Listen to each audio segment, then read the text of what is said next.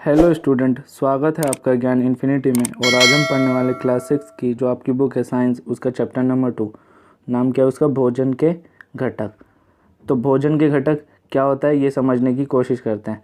अब भोजन जो पौष्टिक आहार होता है उसे हम क्या कहते हैं? भोजन किसे कहते हैं? जो पौष्टिक आहार होता है। अब भोजन जो हम खाना खाते हैं उसके अंदर कुछ पोषक तत्व होते हैं जो हमारे शरीर के लिए बहुत आवश्यक होता है। वो हमें ऊर्जा प्रदान करते हैं। अब आपको पता है, अगर हम खाना नहीं खाएंगे तो हमारे शरीर को एनर्जी नहीं मिलेगी। अब एनर्जी नहीं मिलेगी तो हम काम नहीं कर पाएंगे। तो यही जो हमारे खाने में जो पोषक तत्व पाए जाते हैं ना, उन्हीं को हम क्या कहते हैं? भोजन के घटक। ये हमारे शरीर के लिए बहुत आवश्यक होता है। ये हमारे शरीर को ऊर्जा प्रदान करते हैं। ये हमें हमारे शरीर का वृद्धि और विकास करता है। तो आपको याद रखना, भोजन के घटक किसे कहते हैं? जो हमारे भोजन में पाए जाने वाले पोषक तत्व है जो हमारे शरीर के लिए आवश्यक है, उसी को हम क्या कहते हैं? भोजन के घटक। तो चलिए चैप्टर में हम पढ़ते हैं भोजन के कौन कौन से घटक होते हैं। यहाँ पर क्या दे रखा है? पोषक क्या होता है? पोषक वह होता है जो हमारे भोजन में पाए जाने वाले कुछ घटक होते हैं, उसी को हम क्या कहते हैं? पोषक कहते हैं। ये जो घटक होते हैं ये हमारे शरीर के लिए बहुत ही आवश्यक होता है। हमारे शरीर क्या करते हैं? इन पोषक तत्वों का अलग अलग तरीके से उपयोग करती है।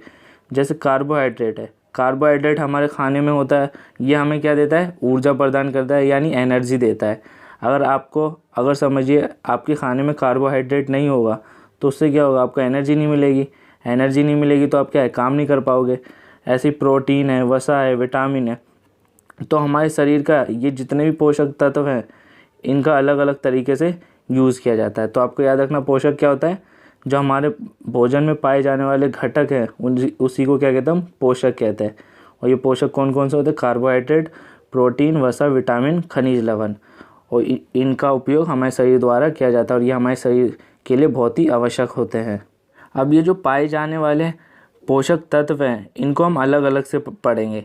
जैसे हमारे खाने में क्या पाया जाता है? कार्बोहाइड्रेट। तो आपको याद रखना है, जो चावल है, चावल के अंदर सबसे ज़्यादा कार्बोहाइड्रेट पाया जाता है। यानी अगर हम जितना ज़्यादा से ज़्यादा कार्बोहाइड्रेट लेंगे तो कार्बोहाइड्रेट से हमें क्या होगा?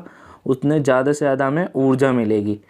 तो अब यहाँ पर कार्बोहाइड्रेट के कुछ प्रकार दे रखे हैं, जैसे मंड और शर्करा। ये भी एक तरह का क्या होता है? कार्बोहाइड्रेट होता है। तो आपको याद रखना है, सबसे ज़्यादा कार्बोहाइड्रेट किस में होता है? चावल में। और कार्बोहाइड्रेट हमारे शरीर को क्या देता है? ऊर्जा प्रदान करता है। अगर आपको ऊर्जा नहीं मिलेगी तो आप क्या है? काम नहीं कर पाओगे। तो अगर आपके खाने में जितने ज़्यादा से ज़्यादा कार्बोहाइड्रेट होगा तो आपको उतने ज़्यादा एनर्जी मिलेगी, यानी ऊर्जा मिलेगी। यहाँ पर कार्बोहाइड्रेट के कुछ उदाहरण दे रखे हैं कि इन चीज़ों को खाने से हमें कार्बोहाइड्रेट मिलता है। जैसे बाजरा में कार्बोहाइड्रेट होता है। चावल, और सबसे ज़्यादा चावल में पाया जाता है। गेहूँ, शकरकंदी, आलू, गन्ना, पपीता, तरबूज, आम, मक्का, ऐसी बहुत सारी चीज़ें जिनमें क्या पाया जाता है? कार्बोहाइड्रेट पाया जाता है। यानी इनको खाने से हमें क्या मिलती है? ऊर्जा मिलती है। अब हम यहाँ पर प्रोटीन के बारे में पढ़ेंगे। प्रोटीन को हम निर्माण इकाई भी कहा जाता है और ये हमारे शरीर को स्वस्थ रखने और हमारे शरीर का वृद्धि और विकास करने में हमारा सहायक होता है। जैसे आपको अगर कभी कभार आपने देखा होगा चोट लग जाती है तो वहाँ पर क्या होता है? छिल जाता है। तो वहाँ पर उस टाइम पर जो प्रोटीन है वो काम करना स्टार्ट करता है। वो जो मांस बढ़ता है ना, जो वहाँ पर आपका मांस बढ़ता है, वो किसके थ्रू बढ़ता है? प्रोटीन। और प्रोटीन को निर्माण इकाई भी कहा गया है क्योंकि ये जैसे अगर कोई बच्चा है, अगर इसे बड़ा होना है तो इसको ज़्यादा से ज़्यादा क्या है? प्रोटीन लेना पड़ेगा।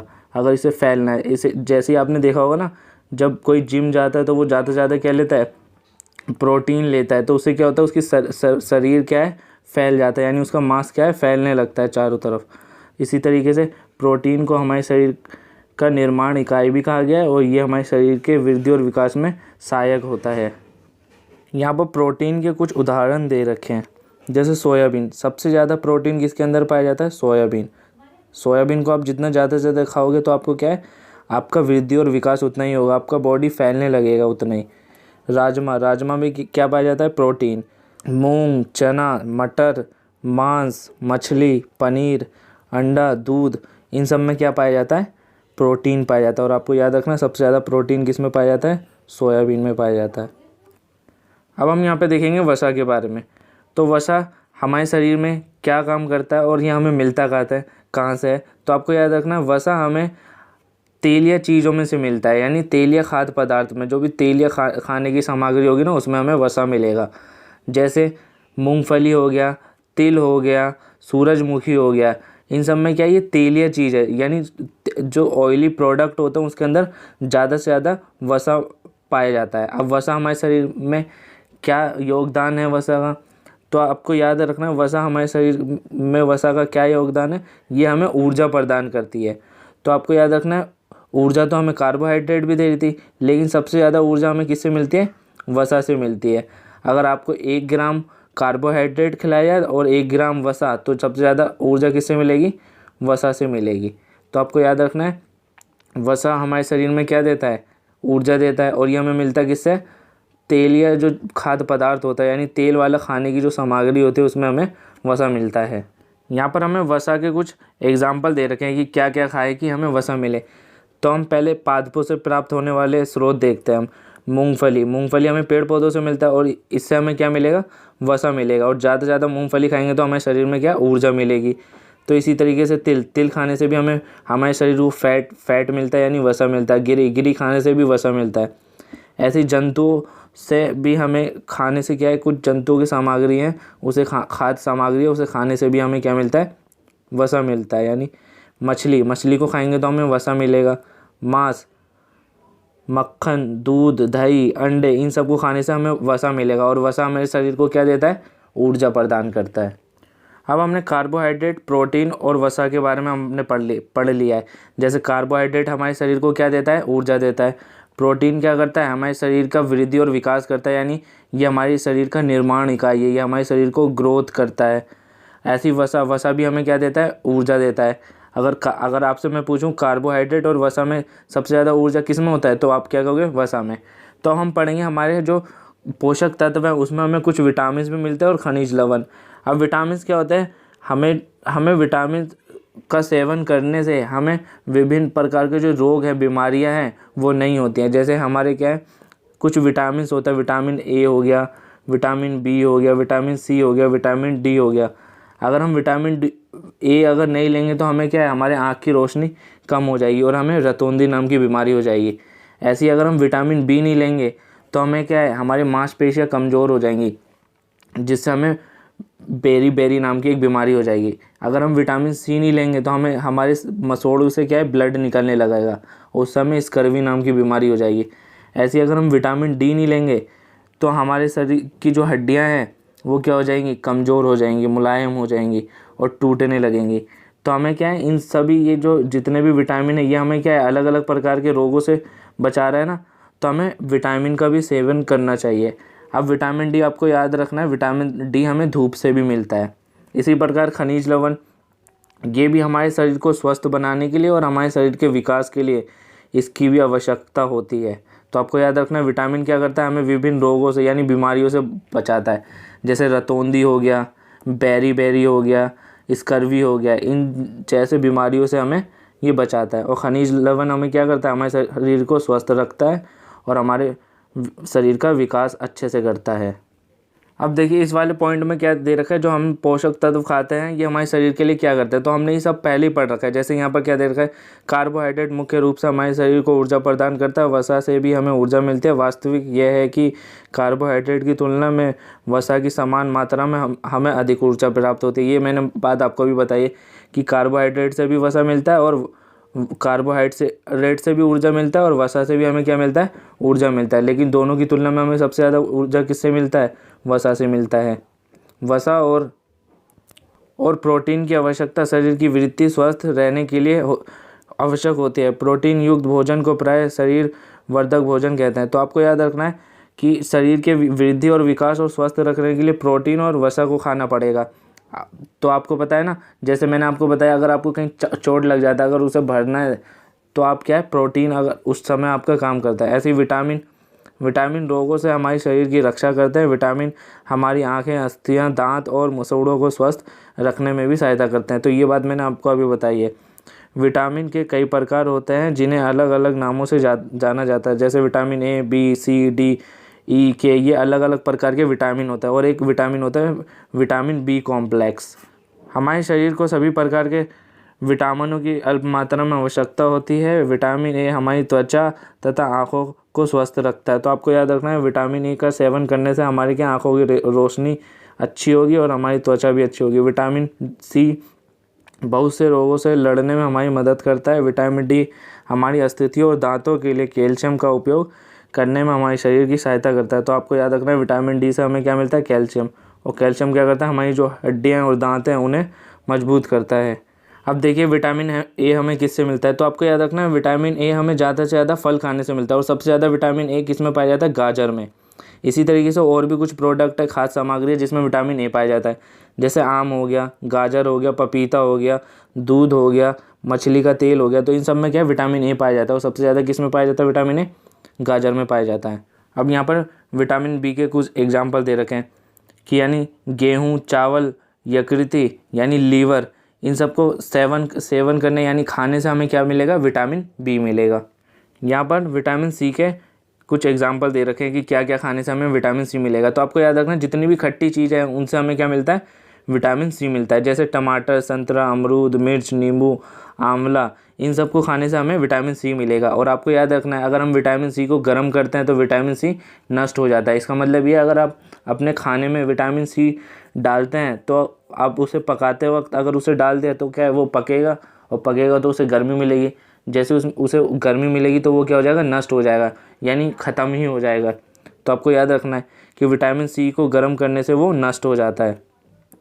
यहाँ पर कुछ विटामिन डी के स्रोत दे रखे हैं। और आपको याद रखना है विटामिन डी हमें धूप से भी मिलता है। और यहाँ पर कुछ खाने के स्रोत हैं उससे भी हमें विटामिन डी मिलता है। जैसे मक्खन, दूध, दही, मछली, अंडा, इन सब से हमें क्या मिलता है, विटामिन डी मिलता है। और आपको याद रखना है धूप से भी हमें क्या मिलता है, विटामिन डी मिलता है। हमारे शरीर को खनिज लवणों की आवश्यकता अल्प मात्रा में होती है। शरीर के उचित विकास, अच्छे स्वास्थ्य के लिए प्रत्येक खनिज लवण आवश्यक है। तो आपको याद रखना है कि खनिज लवण भी क्या होता है, हमारे शरीर के लिए बहुत आवश्यक होता है। ये हमारे शरीर को स्वस्थ रखता है और ये हमारे शरीर का विकास करने में बहुत सहायक होते हैं। अब यहाँ पर हमें दे रखे हैं जो ये खनिज लवण है ये भी अलग अलग प्रकार के पाए जाते हैं। जैसे आयोडीन होता है, फॉस्फोरस होता है, लोहा यानी आयरन होता है और ऐसे ही कैल्शियम होता है। ये क्या है, ये खनिज लवण के कुछ एग्जाम्पल है। जैसे आयोडीन हमें किससे मिलता है, ये देख लो, ये मछली हो गया, अदरक हो गया, पालक हो गया, इन सब में क्या पाया जाता है, आयोडीन। ऐसे ही फॉस्फोरस दूध, केला, गेहूँ, चावल, इन सबको खाने से हमें क्या मिलेगा, फॉस्फोरस मिलेगा। अब यहाँ पर लोहा के स्रोत दे रखे हैं, लोहा यानी आयरन। यहाँ पर क्या है, ये जो फल फ्रूट, ये पालक, इन सबको खाने से हमें क्या मिलता है, आयरन मिलता है। ऐसे कैल्शियम, दूध और अंडा खाने से हमें क्या मिलता है, कैल्शियम। तो ये सब अभी जो आपने पढ़ा ये खनिज लवण के स्रोत थे। अब खनिज लवण हमारे शरीर को क्या करते हैं, विकास करने हमारे शरीर का और वृद्धि विकास करने के लिए, और ये हमारे शरीर के लिए आवश्यक होता है। ज़्यादातर पदार्थों में एक से अधिक पोषक तत्व होते हैं। इस बात को आवश्यक देखा होगा। फिर भी किसी कच्ची सामग्री में एक निश्चित पोषक की मात्रा दूसरे पोषक की मात्रा से अधिक हो सकती है। उदाहरणतः चावल में कार्बोहाइड्रेट की मात्रा दूसरे पोषकों से अधिक होती है। तो आपको याद रखना है कि हम जो खाना लेते हैं, समझ लो एक थाली ली, तो उसमें ये तो है नहीं कि एक ही पोषक तत्व पाए जाएंगे। हम उसमें चावल लेते हैं, रोटी लेते हैं, सब्जी लेते हैं, तो उसमें क्या है, अलग अलग प्रकार के पोषक तत्व पाए जाते हैं। जैसे यहाँ पर क्या दे रखा है कि चावल है, चावल में क्या है, कार्बोहाइड्रेट पाया जाता है। तो कुछ ऐसे ही खाद्य सामग्री है जिसमें कुछ ही पोषक तत्व पाए जाते हैं, लेकिन अधिकांश में क्या होता है, ज़्यादा से ज़्यादातर में आपने देखा ना कि बहुत सारी चीज़ों, कोई जैसे अंडा, दूध आप देख रहे हो, तो इससे हमें प्रोटीन भी मिलता है, वसा भी मिलता है, खनिज लवण भी मिलता है। तो एक ही पदार्थ से हमें बहुत सारे पोषक तत्व भी मिलते हैं। यहाँ पे यही कह रखा है। लेकिन चावल ऐसा पदार्थ है जिससे हमें एक ही पोषक तत्व मिलता है, वो क्या है, कार्बोहाइड्रेट। अब यहाँ पर हम ये देखेंगे कि हमारे शरीर में जो भी हमने अभी ये पढ़ा है पोषक तत्व, इन पोषक तत्वों के सिवा भी और चीज़ों की आवश्यकता होती है। जैसे आहारी रेशे। तो आपको याद रखना है आहारी रेशों का काम क्या होता है, जो हमारे शरीर में जो पचा हुआ भोजन है वो हमारे शरीर से निकालता है। इस पोषकों के अलावा हमारे शरीर को आहारी रेशे तथा जल की आवश्यकता होती है। आहारी रेशे रुक्षांश के नाम से जाने जाते हैं। तो आपको याद रखना आहारी रेशे को हम रुक्षांश भी कहते हैं। हमारे खाने में रुक्षांश की पूर्ति मुख्यतः उत्पादों से होता है। तो आपको याद रखना आहारी रेशे किससे मिलता है, हमें पेड़ पौधों से हमें मिलता है, यानी पेड़ पौधों से प्राप्त होने वाली जितने भी खाद्य सामग्री है उसमें क्या पाया जाता है, आहारी रेशे। और इसका काम क्या है, हमारे शरीर से पचा हुआ भोजन बाहर निकालना। यहाँ पर इसके कुछ मुख्य स्रोत दे रखे हैं, जैसे दाल, आलू, ताज़े फल, सब्जियाँ, इन सब में क्या है, आहारी रेशे यानी रुक्षांश पाए जाते हैं। अब हम यहाँ पर ये देखेंगे जिस तरीके से आहारी रेशे हमारे पचे हुए भोजन को शरीर से बाहर निकालने में सहायक होता है, उसी तरीके से जल क्या होता है, हमारे शरीर में भोजन को लेने के लिए यानी उसे अवशोषित करने में भोजन सहायक होता है। तो भोजन को अंदर लेने में कौन सहायक होता है हमारे शरीर में, जल। अगर हम जल का सेवन नहीं करेंगे, हमारे खाने में अगर जल नहीं होगा तो हम खाने को हम आसानी से नहीं ले सकते। जैसे आपने देखा ना, कभी आप अगर सिर्फ रोटी चबाओ तो वो क्या है, थोड़ी चबाए जाओ तो कुछ टाइम बाद क्या होता है, वो हमारे गले से नीचे नहीं उतरता। वो इस कारण नहीं उतर पाता क्योंकि उसमें पानी नहीं पाया जाता। अगर वही रोटी के अंदर आप कोई सब्जी लगाओ और फिर वो क्या हो जाता है, थोड़ा पानी उसमें आ जाता है, वो गीला हो जाता है, जिस कारण हम उसे चबा पाते हैं। तो आपको याद रखना, जल क्या है, हमारे शरीर में भोजन लेने यानी अवशोषित करने के लिए हमारे लिए आवश्यक है। इसी तरीके से आहारी रेशे हमने देखा, वो क्या होता है, हमारे शरीर से जो पचा हुआ भोजन है उसे बाहर निकालता है। तो आपको ये याद रखना है, जल का काम क्या है, हमारे शरीर की भोजन को हमारे शरीर के अंदर ले जाना जल का काम होता है। और जल क्या करता है, हमारे शरीर से कुछ अपशिष्ट पदार्थों जैसे मूत्र, पसीने, इन सब से ये बाहर निकल आते हैं।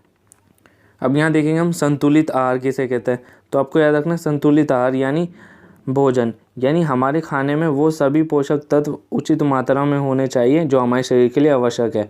अगर ये पोषक तत्व उचित मात्रा में नहीं होंगे तो हमारे शरीर क्या है, अच्छे से विकास नहीं कर पाएगी। यानी हमारे भोजन के अंदर जब सारे पोषक तत्व पाए जाते हैं उसी को हम क्या कहते हैं, संतुलित आहार। संतुलित आहार किसे कहते हैं, जब हमारे भोजन में सारे ही पोषक तत्व उचित मात्रा में पाए जाते हैं, ना तो वो ज़रूरत से ज़्यादा हो ना ही कम। अगर वो ज़रूरत से कम पाए जाएंगे पोषक तत्व तो क्या हमें बहुत सारी बीमारी हो जाएगी। अगर ज़रूरत से ज़्यादा भी पाया जाएगा तो भी हमें बीमारी हो जाएगी। जैसे आप देखते हो ना, अगर आप ज़्यादा ऑयली चीज़ खाते हो उससे क्या होता है, ऑयली चीज़ में क्या पाया जाता है, वसा पाया जाता है, उससे हमें फैट हो जाता है यानी मोटापा हो जाता है और हमें हार्ट की भी बीमारी हो जाती है। और अगर हम प्रोटीन कम ले तो हमें क्वाशियोरकर नाम की बीमारी होती है जिससे हमें कमज़ोरी आ जाती है। तो हमें क्या है, हमारे भोजन में ना तो ज़रूरत से ज़्यादा पोषक तत्व होने चाहिए, ना ही ज़रूरत से कम। हमारे भोजन में उचित मात्रा में पोषक तत्व होने चाहिए, उसी को हम संतुलित आहार कहते हैं। पूरे दिन में जो कुछ भी हम खाते हैं उसे आहार कहते हैं। हमारे शरीर की वृद्धि और अच्छे स्वास्थ्य को बनाए रखने के लिए हमारे आहार में वे सभी पोषक तत्व उचित मात्रा में होने चाहिए जिनकी हमारे शरीर को आवश्यकता होती है। कोई भी पोषक तत्व ना आवश्यकता से अधिक हो ना ही कम। तो आपको याद रखना है, हमारे भोजन में नहीं तो पोषक तत्व ज़्यादा होना चाहिए ना ही कम। हमारे आहार में पर्याप्त मात्रा में रुक्षांश और जल भी होना चाहिए। इस प्रकार आहार को संतुलित आहार कहते हैं। यानी जिस भोजन में सभी पोषक तत्व पाए जाते हैं उसे ही क्या कहते हैं, संतुलित आहार। और वो पोषक तत्व नहीं ज़्यादा हो और ना ही कम। यहाँ पर हमें ये बता रखा है कि अगर हम अपने खाद्य सामग्री में कुछ ऐसे पोषक तत्व पाए जाते हैं कि अगर हम अपने खाद्य सामग्री को ज़्यादा गर्म करें तो वो नष्ट हो जाता है, और अगर हम उसे ज़्यादा से ज़्यादा धोएं तो भी हम नष्ट हो जाते हैं। जैसे हम फल फ्रूट को ज़्यादा से ज़्यादा धोते हैं ना, तो उससे मिलने वाले जो प्रोटीन है या विटामिन और खनिज लवण है वो क्या है, कम हो जाते हैं। तो इसीलिए हमें ज़्यादा से ज़्यादा हमें अपने फल फ्रूट को नहीं धोना चाहिए, जिससे क्या है उसमें जो पाए जाने वाले पोषक तत्व है वो नष्ट हो जाते हैं। इसी तरीके से मैंने आपको पहले ही बताया था कि विटामिन सी, अगर हम विटामिन सी को ज़्यादा गर्म करते हैं तो वो क्या है, नष्ट हो जाता है यानी बिल्कुल ही ख़त्म हो जाता है। तो आपको याद रखना है, जो भी फल और कच्ची सब्जियां हैं उन्हें हमें ज़्यादा से ज़्यादा धोना नहीं चाहिए, क्योंकि अगर हम इसे ज़्यादा धोएंगे तो इसमें पाए जाने वाले जितने भी पोषक तत्व वो नष्ट हो जाएंगे। और ना ही हमें विटामिन सी को गर्म करना चाहिए, अगर गर्म करेंगे तो ये भी नष्ट हो जाएंगे। जैसा कि अभी हमने पढ़ा कि हमें संतुलित आहार लेना चाहिए, यानी हमें संतुलित आहार का मतलब क्या है, हमारे भोजन में वे सभी पोषक तत्व होने चाहिए जो हमारे शरीर के लिए आवश्यक है। नहीं तो वो हमें ज़रूरत से ज़्यादा होना चाहिए, ना ही ज़रूरत से कम। अगर ज़रूरत से ज़्यादा या कम हो जाएगा तो वो हमारे शरीर के लिए हानि पहुँचाएगा। जैसे आपने यहाँ पर बूझो ने क्या करा, अपने भोजन में क्या है, ज़्यादा से ज़्यादा उसने वसा का सेवन किया, उसे उसने सोचा कि कार्बोहाइड्रेट से भी एनर्जी मिलती है और वसा से भी एनर्जी मिलती है। तो उसने क्या सोचा कि ज़्यादा एनर्जी तो वसा से मिलती है, तो मैं वसा को ही क्यों नहीं खाऊं। तो उसने ज़्यादा से ज़्यादा ऑयली चीज़ खाने स्टार्ट कर दिया, यानी तली चीज़ों को खाने लगा। तो उससे क्या हुआ, उसका फैट बढ़ गया, यानी मोटापा उसे चढ़ गया। तो आपको यहाँ पर ये देख रहे हो, ये बूझो, ये मोटा हो गया। किस लिए? उसने अगर ज़रूरत से ज़्यादा कोई पोषक तत्व ले लिया, उससे उसको नुकसान हो गया। फैट यानी मोटापा में क्या होता है, जो हमारी त्वचा है, त्वचा के नीचे एक चर्बी की लेयर बन जाती है, उसे ही हम क्या कहते हैं, मोटापा यानी फैट कहते हैं। तो हमें जितने भी पोषक तत्व है वो हमें लिमिट में लेना चाहिए, और हमारे भोजन में वह सभी पोषक तत्व होने चाहिए, क्योंकि ये हमारे शरीर के लिए हर पोषक तत्व आवश्यक है, और ना ही ज़्यादा से ज़रूरत से ज़्यादा और ना ही ज़रूरत से कम। ज़्यादा वसा का सेवन करना हमारे शरीर के लिए हानिकारक भी होता है, बहुत ही ज़्यादा। जैसे इससे हमें मोटापा हो जाता है, इससे हमारे हार्ट की बीमारी हो जाती है, हार्ट ब्लॉक हो जाता है। इसीलिए हमें ज़्यादा वसा का सेवन नहीं करना चाहिए। इसलिए हमें अपने भोजन में ज़्यादा से ज़्यादा वसा नहीं लेनी चाहिए। हमारे भोजन में वसा की मात्रा अत्यधिक मोटापे का कारण बनती है। तो आपको याद रखना, अगर हमारे भोजन में ज़्यादा से ज़्यादा वसा की मात्रा होगी, उससे क्या होगा, हमें मोटापा यानी फैट होगा। अब यहाँ पर हम अभावजन्य रोग देखेंगे। अब अभावजन्य रोग का मतलब होता है कि कोई इंसान जब भोजन ले रहा है तो बहुत लंबे समय से किसी पोषक तत्व वो अपने भोजन में नहीं ले पा रहा है, तो उससे उसका क्या हो रहा है, उस पोषण का अभाव हो रहा है। तो उस पोषण के अभाव के कारण क्या होगा, उसे कुछ ना कुछ रोग यानी बीमारी होगी। तो उसे ही हम क्या कहते हैं, अभावजन्य रोग। यानी पोषक तत्व का हमारे भोजन में कमी हो जाना बहुत लंबे समय के लिए, उसे ही हम क्या कहते हैं, अभावजन्य रोग। अगर हमने बहुत लंबे समय तक अगर नहीं लिया, तो उससे क्या होगा, हमें क्वाशियोरकर नाम का एक बीमारी होता है, वो हमें हो जाते हैं। उसमें हम क्या हो जाते हैं, कमज़ोर हो जाते हैं।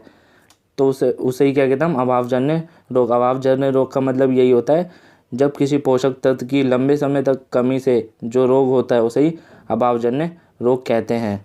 यदि कोई व्यक्ति अपने भोजन में पर्याप्त प्रोटीन नहीं ले रहा है, तो उसे कुछ रोग हो सकता है। जैसे उसकी वृद्धि रुक जाएगी, उसे चेहरे पर सूजन आ जाएंगे, बालों के रंग उड़ने लगेंगे, त्वचा की बीमारियां होंगी, पैचिस, ऐसी बहुत सारी बीमारियां हो सकती है। यदि प्रोटीन तथा कार्बोहाइड्रेट दोनों ही किसी व्यक्ति के आहार से एक लंबे समय से अनुपस्थित रहे, तो उसकी वृद्धि पूरी तरह से अवरुद्ध हो जाएगी। तो आपको पता है ना, कार्बोहाइड्रेट से हमें एनर्जी मिलती है, एनर्जी नहीं मिलेगी तो क्या होगा, हम बीमार हो जाएंगे, हम वीक हो जाएंगे, हमें ऊर्जा नहीं मिल पाएगी, तो हम काम नहीं कर पाएंगे। ऐसे प्रोटीन हमारे शरीर के वृद्धि और विकास के लिए क्या है, सहायक है। तो अगर हम प्रोटीन ही नहीं लेंगे तो क्या होगा, वृद्धि और विकास हमारे शरीर का पूरा रुक जाएगा। तो यहाँ पर दे रखा है कि प्रोटीन और कार्बोहाइड्रेट अगर हम दोनों अगर बहुत लंबे समय तक नहीं रहेंगे, तो हम क्या है, बहुत ही दुबले पतले हो जाएंगे, और हम बहुत बीमार भी हो जाएंगे। वह इतना दुबला पतला हो जाएगा कि चलने में भी असमर्थ रहेगा। अब जैसे हमने कुछ विटामिन के बारे में पढ़ा था ना पहले, विटामिन और खनिज में क्या क्या आ रहे थे, आयरन आ रहा था, फॉस्फोरस आ रहा था, आयोडीन आ रहा था, कैल्शियम आ रहा था। ऐसे ही विटामिन में हमने बहुत सारे विटामिन के टाइप देखे थे, vitamin A, vitamin B, vitamin C, vitamin D. तो अगर हम ये विटामिन और खनिज नहीं लेंगे, तो ऐसी हमें कुछ बीमारियां या विकृतियां हो सकती हैं। ये देखिए, ये सारी बीमारियां। यहाँ पर हमें विटामिन और खनिज के अभाव के कारण, यानी बहुत लंबे समय तक अगर हम ये विटामिन और खनिज नहीं लेंगे, तो इससे हमें कुछ बीमारी हो जाएंगी। जैसे विटामिन ए, इससे दृष्टिहीनता होती है, यानी हमारी आँख की रोशनी कम होगी। विटामिन B1, इससे हमें बेरी यानी हमारे जो मांसपेशियाँ वो दुर्लभ हो जाएंगी, हमें ऊर्जा की कमी महसूस होगी। विटामिन सी से हमें स्कर्वी होगा, यानी हमारे मसूड़े से खून निकलने लगेगा। विटामिन डी से हमें रिकेट्स होगा, इससे हमारी जो अस्थियाँ यानी हड्डियाँ हैं वो मुलायम होकर मुड़ जाएंगी। ऐसी कैल्शियम, ये क्या है, खनिज, लवण का एक एग्जाम्पल है। खनिज से क्या होगा, अस्थियाँ और दंत क्षय होने लगेंगे, यानी हमें दो हड्डियाँ वो कमज़ोर तो होंगी और हमारे दांत भी वीक हो जाएंगे। आयोडीन से हमें घेंगा होता है, यानी हमारी जो गर्दन है वो क्या है, सूजने लगती है। ऐसे ही आयरन है, आयरन की कमी से हम आरक्ता होती है, यानी एनीमिया नाम की बीमारी होती है। इससे हमें क्या होता है, कमज़ोरी होती है। तो ये यहाँ पर देख रहे हैं आप, जैसे विटामिन और खनिज है, इससे हमें क्या हो रहा है, अभावजन्य रोग हो रहा है कि हम इसका बहुत लंबे समय तक सेवन नहीं कर रहे हैं। तो इसीलिए अगर हमें इन अभावजन्य रोगों को रोकना है, तो हमें क्या है, संतुलित आहार लेना पड़ेगा, कि ऐसा आहार उसमें सारे के सारे पोषक तत्व बराबर मात्रा यानी उचित मात्रा में पाए हो, ना ही तो ज़्यादा से ज़रूरत से ज़्यादा, नहीं ज़रूरत से कम। अब आपका चैप्टर यहीं ख़त्म होता है। अब मिलते हैं नेक्स्ट चैप्टर में। अगर आपको कोई डाउट हो तो आप कमेंट कर सकते हैं।